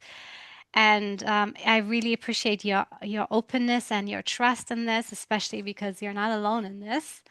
But sharing is important because we have so many similarities. Everyone can see themselves in other people when we share each other. So thank you so much. And thank you for all of the rest that listened and that participated maybe in the chat or was just behind the screen. Thank you for being here. I highly appreciate it. Sam, there's a lot of love bombing coming through for both you and Charu in the chat. I hope you can both feel it. And I just want to say, not just thank you, but I really appreciated how you and Charu came up with the format for today and taking all the questions and walking people through actual openings. Like, again, I'm going to go back to Tarek. I think he might have been one of the only ones. And Lucy, you can see their eyes kind of shift. And that's what you say is they're going into the subconscious mind. And having those practical sessions, I really appreciate them. So thank you for sharing your craft with us. That was really, really great to see people really go into that space. Having gone through it myself with you, I know what I was feeling, and just can't say enough about the deep impact it's had. And thank you both very much. Amazing. Thank you, Farzana. You're my go-to girl all the time. The best one. Thank you. It's a beautiful community, and everybody who participated. You guys are brave, but we know that. So, All right. Charu, for anybody who might need to drop off, but if anybody wants to stay, I think we're going to, if Sam has some time, I think we're going to take Tarek's question for anybody who wants to stay. Sam, are you okay for time? Yeah. All right. Charu, I know you are. You're good to go. So take it away. All right, Tarek, let's just do it. All right, fantastic. Wow, Sam, you definitely got that magic touch. I'll say that first and foremost. I'm still kind of reflecting on that. Anyway, I was curious because I ran this experiment last week and I started noticing just what I've been learning from Dr. Joe and like brainwave inductions, along with like, Jose Silva stuff. That in combination with using ask formations or lofty questions, I've been finding that very helpful for me, especially if they're like on an identity level and I cover like all like different areas of my life. Like the actions that I've been doing, they've been flowing a lot more, and I just felt more like intuitive. I was just curious. I wasn't sure. Because I know like asking questions is part of like your modality. I wasn't sure if you used lofty questions before, but before, and if there might be like some way I could maybe just like enhance my experience, make them more effective.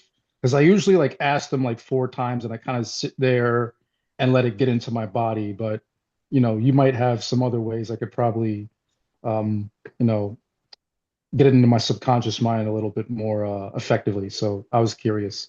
Hmm. That's a really cool question. I love it. So, for anyone who doesn't know what Tarek was talking about, he uses open questions and what if questions, or how would you describe it? Lofty questions are Hmm. something like how is it that I'm so great, or why am Hmm. I so aligned? Right? So it's Hmm. um, you could see it as well in the questions that I was asking. Those weren't ordinary questions. Those were questions that would take you into the subconscious mind. So if you ask a lot of, why do you have this problem? People typically go into the conscious mind and they chatter, chatter, chatter, and they pick up what's on the surface. But if you ask the question in a different way, like, um, what about the thing is making you feel frustrated? That's a question where you need to think a little bit. In that moment where you think, you're accessing the subconscious mind because you're thinking about the problem in a way, and in order to solve the problem, you need to go into the subconscious mind. So through the question, you're entering the subconscious mind. And lofty questions are assuming that that thing that you want has already um, manifested. That's already you. Now the question is, how did you get there, or what is the reason you get there? So it's not a normal question. It's a question that is designed for you to access these deeper states. So um, I think this is very, very, very important for us who do the Dr. Joe work, because we're so trained to enter into the subconscious mind, to enter into theta brainwave state, and knowing that we can do this on a day-to-day basis without even the meditation is gold. So I would definitely say keep using those states and notice that quality, that texture of the thought that you get when you ask these lofty questions, or these other modalities or other tools that you use, and try to use that as an indicator for when something is working. I don't know how to say this, but it's about knowing when you are accessing your subconscious mind and when something is coming from the conscious mind, and then making the intention to tap into the subconscious mind and to listen more closely to that part of you instead of the chatter. I don't know. Did you have another part of the question that I didn't answer? Yeah, it was like if there's like any way I could probably make it more effective, like getting into my body more, effectively. Like maybe ask Right. something before it. Yeah. I would do some calming breaths, like the 4-7-8 breath. 4 seconds inhale, seven hold, and then exhale for 8 seconds. It will calm the nervous system down, and yeah, and will help you access the clarity more. And then, mm, and then it's about practicing. It's about practicing. How does it feel when you're getting closer to the core? So I like the line of questioning. Okay, what's the worst thing that happens when you do that? Or what's the thing you're afraid of? What would happen? And then what? And then what? And then what? And when you start asking that question, you feel like with every time you ask a question, the it gets more intense, and you get the quality. Well, how does that feel to have a bottom belief, a core belief? How does it feel? It's hard to put it into words. It's something you experience. But as you practice this on your own, you get the feel for when you're hitting the subconscious mind, the core belief. Yeah. Hmm. Appreciate that. Yeah, That sure, was, sure. Yeah. that was Great also a great question. question. Yeah, very Thank you. nice. Amazing. All right. Sadly, we have to say bye-bye. Recording will be provided to Charu for her community and Sam as well for your community. And then, of course, we'll share it to Nancy to put it in her Facebook group, and it'll also be in our internal Facebook group. So that was fantastic. I know that I'll definitely be going back to the recording and just watching it again. So many nuggets came out of that. And again, thank you both so much. Not just both of you, but everybody who raised your hand and participated and shared so vulnerably. And that's always like a good sign of a good coaching, leadership, because you made it so comfortable for, for people to raise their hand and be open. So thank you, everybody. Thank you so much. All right. Everybody stay safe. We'll see each other again. And till And then, by the way, Charu is going to host the next live session. I don't know offhand what that date is. We're going to share that. And that's May 9th. so there is a Dr. Joe Dispenza testimonial from Mark Ruig, who that's been going around like virally, and we are hosting him in our community. So I'll share those dates with our communities, and Charu will be hosting that. Sam, we hope to see you then as well.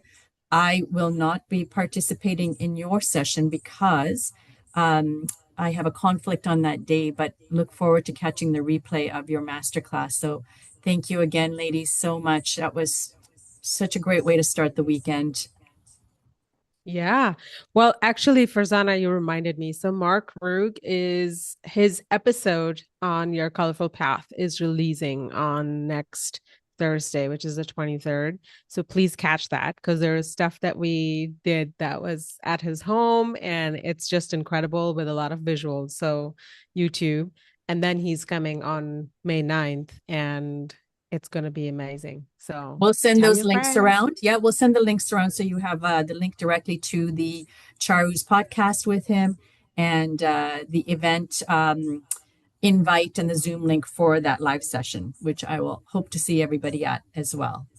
Thank you so much. The goodbyes are so long because I don't ever want to leave, but I have got to take a bio break after drinking so much tea in the last 2.5 hours. So, all right, have a very beautiful weekend. Thank you to everybody who's joined in from all over the world. And just so lovely being together as a family. Love you all. Thank you. Have a good Bye, one. everyone. Bye bye. Thank you. Bye.